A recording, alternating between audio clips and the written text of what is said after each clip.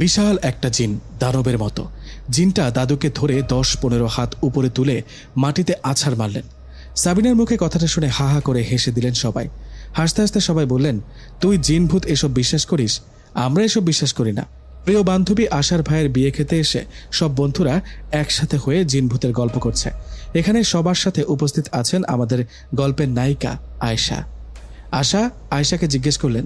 আশা বলল, আয়েশা, তুই কিছু বলছিস না যে? সবাই কত মজা করছে, তুই কি জিন ভূতে বিশ্বাস করিস? আয়েশা বলল, যদিও আমি কখনো জিন ভূত দেখিনি, তবু আমার মনে হয় জিন ভূতের অস্তিত্ব আছে। আমি বিশ্বাস করি জিন আছে। আয়েশার মুখে এমন কথা শুনে বাকি বন্ধুরা হাসতে হাসতে বলল, আয়েশা, হ্যাঁ হ্যাঁ জিন আছে, দোয়া করি জিন তোর বয়ফ্রেন্ড হোক, জিনকে বিয়ে করে অনেক বাচ্চা কাচ্চার মা হবি। আশা বলল, এই অনেক হয়েছে, এখন চল খেতে যাব, মা তোদের সবাইকে নিয়ে যেতে বলেছে।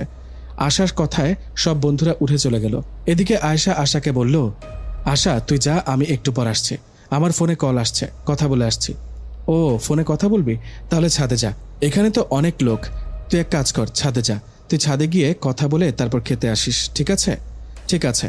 এই শোন, একটা কথা, ছাদে যাবি ভালো কথা, ছাদ থেকে পাশের বাগানে একটা 100 বছরই আম গাছ আছে, ওদিকে তাকাবি না। কেন, সমস্যা কি?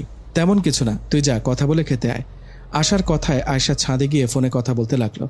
ফোনে কথা বলার এক ফাঁকে আয়েশার চোখ পড়ল পাশে থাকা সেই বাগানের আম গাছের দিকে। সেখানে চোখ পড়তে আয়েশা দেখলেন সাদা জুব্বা পরা খুব সুন্দর একজন আম গাছের নিচে বসে কি জানি পড়ছে। জ্যোৎস্না রাতে চাঁদের আলোতে আয়েশা স্পষ্ট দেখছে। এই দৃশ্য দেখে আয়েশা মনে মনে ভাবতে লাগলো, আরে এই রাতের বেলা বাগানে কে? দেখে তো মানুষের মতো লাগে, কিন্তু মানুষ এত সুন্দর আর মায়াবী হয় কি করে? রাতের বেলা জ্যোৎস্না রাতে ওনার শরীর এমন আলোকিত হচ্ছে বা কি করে? আয়েশা কিছু বুঝতে না পেরে ফোনের লাইটটা জ্বালিয়ে ওনাকে উদ্দেশ্য করে বললেন, এই যে কে আপনি? আপনি কি করছেন ওখানে? এই যে কথা বলুন। আয়েশার কথা শুনে সেখানে থাকা ওই অবয়বটা আয়েশার চোখের সামনে দ্রুত মিলিয়ে গেল। এটা কি হলো? এতক্ষণে আয়েশা বুঝলো ওটা দেখতে মানুষের মতো হলেও আসলে কোনো মানুষ না, ওটা আসলে একটা জিন। জীবনের প্রথম কোনো জিনকে দেখলো আয়েশা। জিন দেখার প্রথম অনুভূতিটা কি এমন? সবাই তো জিন ভূত দেখে ভয় পায়, চিৎকার করে, কিন্তু আয়েশার বেলায় উল্টো হলো। আয়েশা তো ভয়ও পেল না, উল্টো মনের মধ্যে কৌতূহল জাগলো। ওই বাগানে যাবে, গিয়ে সেখানে দেখবেন একটু আগে যেটা দেখেছিল সেটা কি আদৌ সত্যি নাকি চোখের ভুল। জ্যোৎস্না রাত, কাউকে কিছু না বলে আয়েশা ছাদ থেকে নেমে একা একাই চলে গেলেন সে বাগানে।